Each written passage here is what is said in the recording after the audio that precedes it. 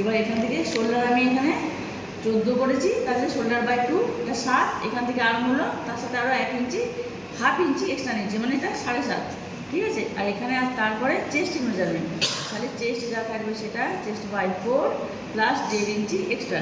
এরপর এখানে নিতে হবে আমার যা ওয়েস্ট আছে, ওয়েস্ট বাই 4, তাহলে এখানে ওয়েস্ট আছে আমার 30, সেটাকে 4 দিয়ে ভাগ করলে হবে 7.5, আর তার সাথে 1 ইঞ্চি ডাক 8.5 আর 1.5 ইঞ্চি এক্সট্রা, মানে 10 ইঞ্চি।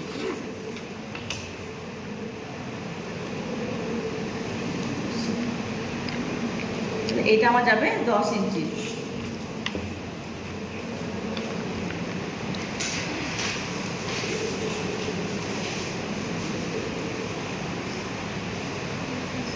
এরপর এখান থেকে যদি বোট নেক করি তাহলে তার গলা যাবে আমি 3.5 এটা, আর ডিপ করছি 4.5 থেকে 5 করতে পারি, বা 4 ইঞ্চিও আমি নিতে পারি, ঠিক আছে। 4 ইঞ্চি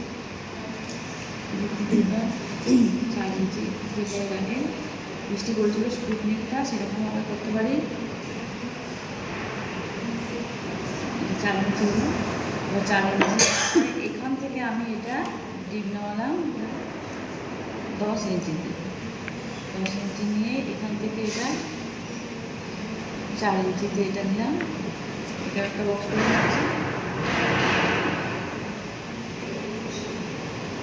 এবার এখান থেকে দেখো একটুখানি যেটা আমাদের আছে, এটা আছে 6, আমি 3 নিলাম, এখান থেকে যে ডিজাইনটা তোমাদের বলছিলাম এখান থেকে নিয়ে এটা শিখি। এটা যদি আমি রাউন্ড শেপ দিয়ে দিই তাহলে এখানে আমার একটা সুন্দর একটা ব্যাটিক ডিজাইন চলে আসবে, ঠিক আছে।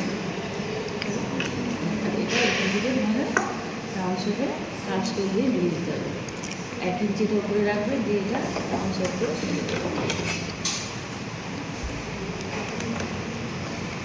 এটা একটা সুন্দর ব্যাক হয়ে যাবে।